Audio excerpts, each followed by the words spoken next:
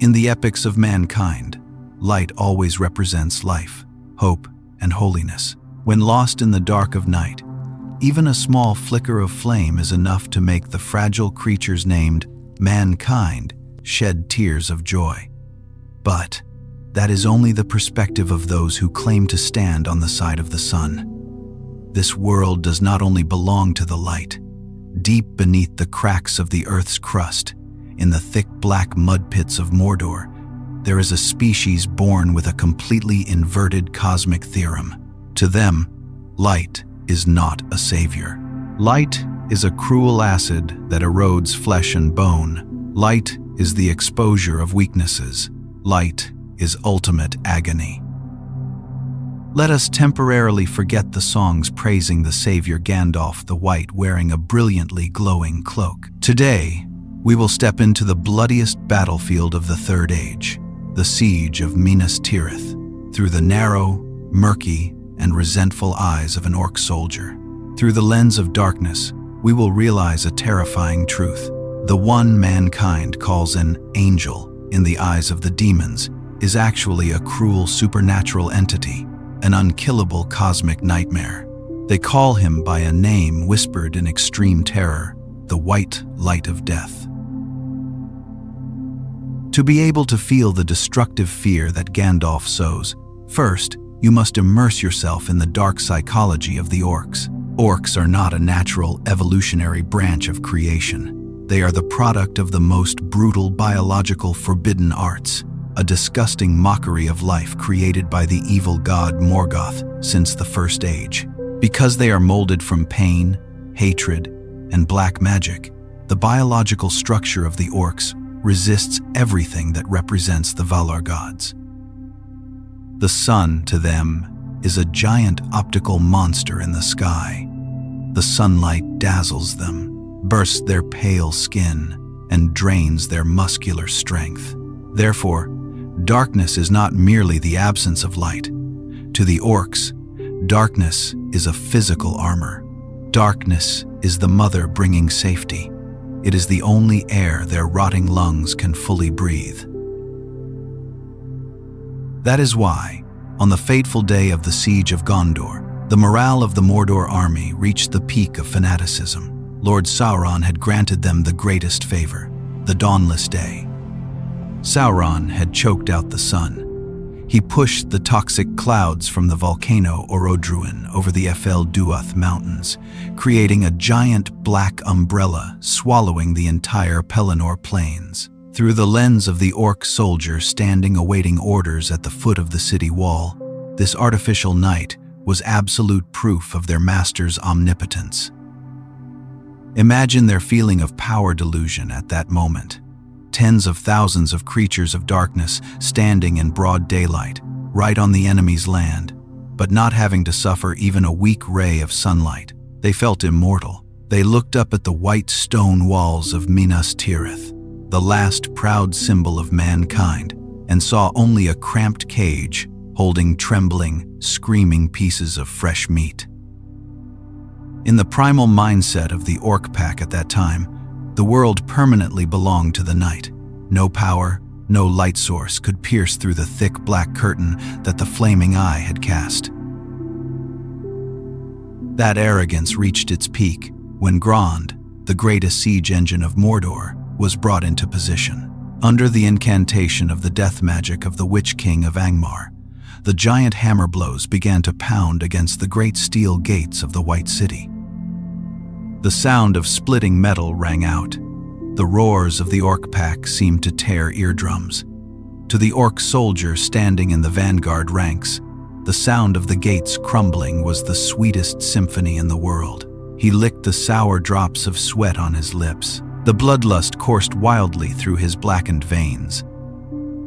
Inside those shattered gates was surrender, were weak creatures who would kneel, begging for their lives. The orcs were ready for a one-sided slaughter. They surged forward like a flood of mud and rusted steel, certain that nothing in this citadel could stop them. But everything in this world has its own cruel limits. The arrogance of the demons only lasted until they encountered something beyond all laws of physics they had ever known. When the thick curtain of smoke and dust from the ruined gates slowly lowered, what awaited them in the square was not terrified Gondor soldiers. What awaited them was a singularity of the universe. When the great gates shattered, the Orc commander charged forward, ready for a massacre. But as soon as his iron-clad boots stepped onto the crumbled stones of the White City Square, all the chaotic sounds of the battlefield were suddenly choked out. From within the thick smoke and dust of mortar and dark magic, a beam of light suddenly flared up. It was not the yellowish light of torches, nor the soft light of the moon. It was a stark white light, so pure it was cruel, carrying the heat of a dying star. A figure appeared. He rode upon a magnificent, stark white creature, the horse Shadowfax, the one bearing the bloodline of the Lord of Horses, gliding so smoothly his hooves seemingly didn't touch the ground. In the eyes of the Gondor soldiers cowering in terror, it was Gandalf the White, the savior descending to earth. But look through the retinas accustomed to living in darkness for centuries of the demons. To the Orc soldier at that time, the creature riding the white horse was not human. He was a glowing singularity, a supernatural entity bringing destruction. The light from his cloak and staff did not radiate warmth, but it radiated a heat that scorched the very soul. It was like a living creature at the bottom of the deep Mariana Trench, suddenly being yanked up to the surface and thrown straight into the core of the sun. The Orcs called him the White Light of Death, not because he killed them with a sword. They called him that because his existence was a physical punishment. Gandalf bore on his hand Narya, the sacred ring of fire. Narya's function is to kindle hope and the fire of courage in the hearts of the weak. But the principles of the universe always have a dual nature. The very fire that warms the human soul, when shining upon creatures composed of mud and black magic, becomes the most terrifyingly destructive, divine acid. The beam of light from the staff swept across the square. That light tore through Sauron's toxic mist right at the boundary of the citadel. The leading Orc stopped short. His retinas burned as if pierced by thousands of flaming needles. He heard his pale flesh sizzling upon contact with the holy aura. For the first time since leaving the underground pits of Mordor, the darkness, the only protective shield of the demons, was stripped completely bare. They were exposed naked under the light of truth, the light that their primal instincts always scream to hide from. In normal wars, Orcs do not fear human knights. A human, no matter how thick his armor, no matter how frantically he slaughters, will eventually be worn down by exhaustion. Human weapons are physical blades. Stabbing into flesh will bleed, and the amount of blood is limited. The Orcs always believed their pack numbers could crush any mortal warrior. But when engaged in hand-to-hand combat with Gandalf the White, an existential dread invaded the minds of the demons. When their foul, blackened spears thrust forward, they seemed to be repelled by an invisible, razor-sharp energy field. The sword Glamdring, the foe hammer, forged by the High Elves in the First Age, flashed in his hand like an eternal white lightning bolt. The Orcs realized in terror, this old man was not tired at all. Not a single panting breath, not a single flinch. Every slash of Glamdring didn't just sever physical bodies, but it seemed to also sever the very tie linking the dark souls of the Orcs to this mortal coil. The Orc corpses falling around Gandalf did not bleed profusely. They fell coldly, vitality completely extinguished, like dying candles swept away by a hurricane. What drove the Orcs to the point of maddening terror did not lie in magical power, but in the cruel stillness of the white-clad rider. When humans fight, they scream, they roar in rage, in pain, or out of a desire to survive. Emotion is something the Orcs can understand and can sniff out. But Gandalf did not scream. He carried no personal hatred, no anger, no fear. He fought in a state of absolute meditation, an eerie calmness. He cleared the brutal orc pack the same way a reaper swings a scythe to cut down diseased weeds in a field. In that moment, deep within the unconscious of the oldest orc soldiers, a genetic memory from the elder days suddenly awakened. They realized the cruel truth. Standing before them was not a frail, mortal old wizard. This being belonged to the same race as their master, Sauron. He is a Maya, a primordial angel, a force of nature, clothed in a physical form. In the eyes of humans, he is the savior. But in the eyes of the orc pack, facing Gandalf, the White was not facing a battle. It was facing an irreversible cosmic purge. He was the very embodiment of cosmic horror in the form of light, a blinding white nightmare with no blind spots, no mercy, and absolutely unkillable. When confusion began to spark within the ranks of the vanguard, the Dark Realm immediately unleashed its ultimate weapon to salvage faith. From the black sky of toxic mist, the Witch King of Angmar, leader of the 9 Ringwraiths, the most evil and powerful entity under Sauron, descended upon the shattered gates. The screech of the fell beast monster carried a sonic wave of pure despair. Tens of thousands of orcs roared in sickly jubilation. Their dark faith seemed to be rekindled. To them, the Witch King is the symbol of immortality. No sword of man can kill him. Wherever he goes, vegetation withers, the courage of men rots, and death follows closely on his heels. The orcs were certain that the blinding white speck of light named Gandalf would immediately be snuffed out under the giant shadow of the Wraith Lord. The existence of the white light was just a temporary stubbornness before absolute night fell and swallowed everything. But once again, the narrow worldview of the demons was ruthlessly crushed. Instead of cowering or fleeing like other mortal generals, Gandalf the White stood towering right in the middle of the gate's boundary, turning himself into an impenetrable fortress of light. He didn't raise his sword to parry, but merely held his staff high.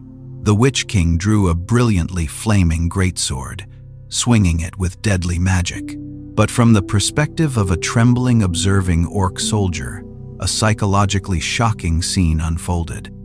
The reddish, murderous flame of the Witch King, which had incinerated countless lives when placed next to the holy aura of the Maya, suddenly became incredibly pale, filthy, and weak. The aura of fear that the Witch King radiated, the invisible weapon that could paralyze any human army, was completely neutralized when touching Gandalf's invisible wall of light. The old man in white was not pushed back half a step.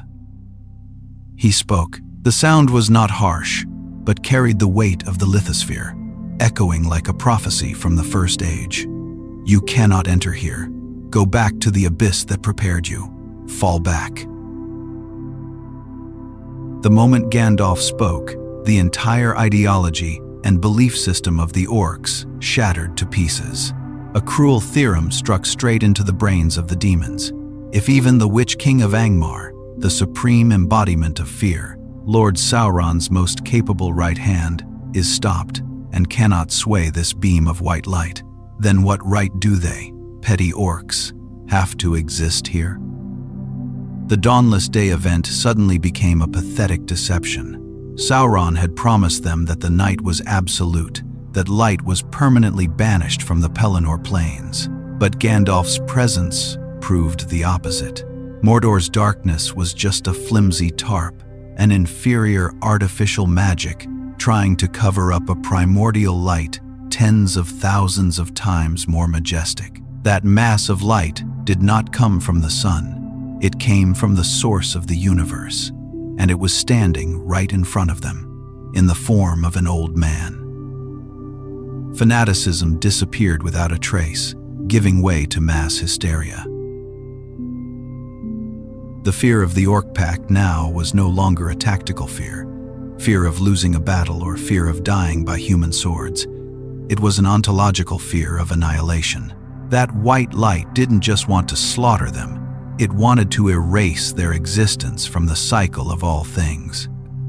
His presence was like a supernatural judge glaring down at a swarm of erroneous maggots. The Orcs realized they did not belong to the world that had this pure light. They were mistaken creatures of creation, and that brilliant white speck of light was the great eraser coming to wipe clean that filthy mistake. Tens of thousands of Orc soldiers broke ranks.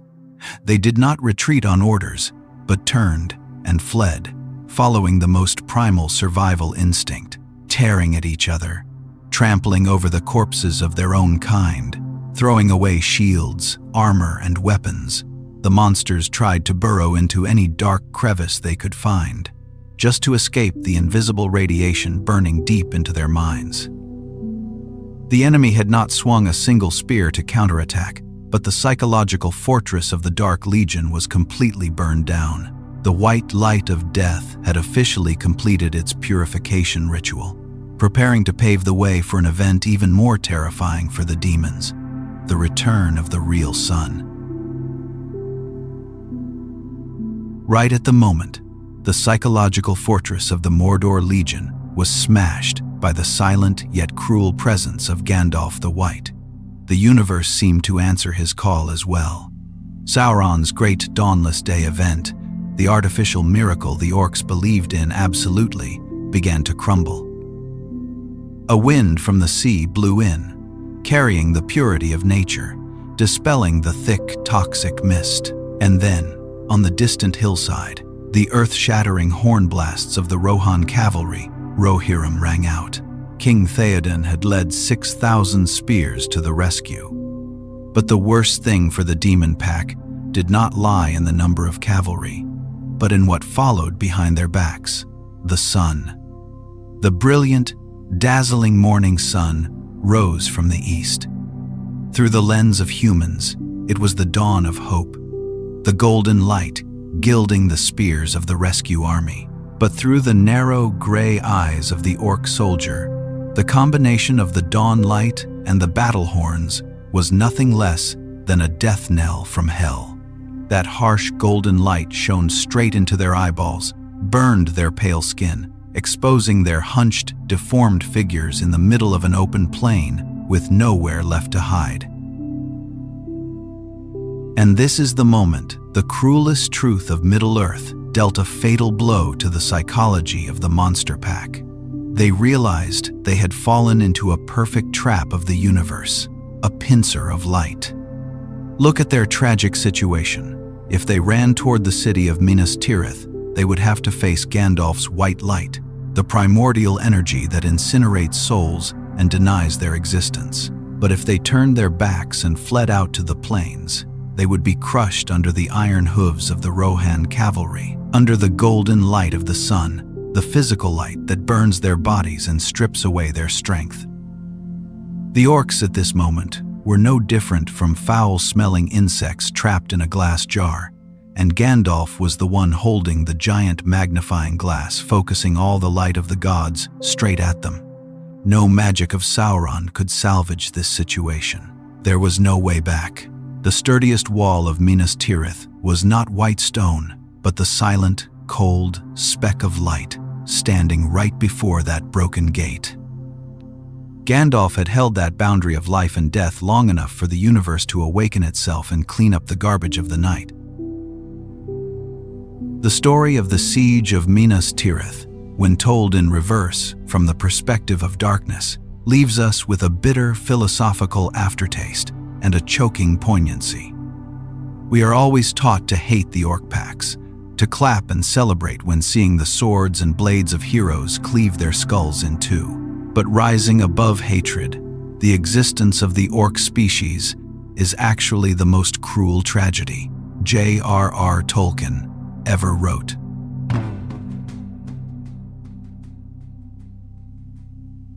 They are the first victims of a cosmic war. They didn't get to choose the circumstances of their birth. They were molded from mud and forbidden arts, stripped of free will, brainwashed by the lies of the Dark Lord, and pushed onto the battlefield as cannon fodder. The entire life of an orc is a loop of fear, hunger, darkness, and violence.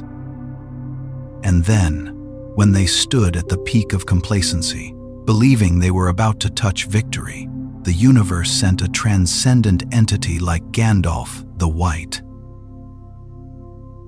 In the eyes of the orc soldier drawing his last breath under the hooves of the kingdom of Rohan, the blinding white light of the sword, Glamdring slashing down earlier, carried no meaning of moral punishment.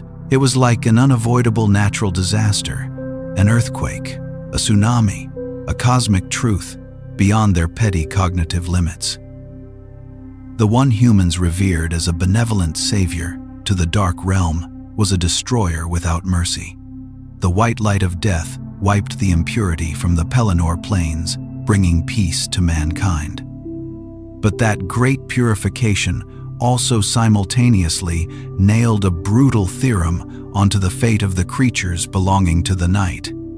In the great chess game of the gods, monsters are born only to play the role of crushed mistakes, and they don't even have the right to understand why they must die. Thank you for joining us in uncovering the darkest lens of the Pelennor battlefield and discovering the terrifying truth behind the name, the White Light of Death. Do you feel poignant for the tragedy of the demons, or do you still believe Gandalf's purification is a fitting sentence? Leave your opinions in the comments section below. Don't forget to like, share, and subscribe to the channel so you don't miss our next profound analyses of the dark fantasy universe. Goodbye, and see you in the next stories.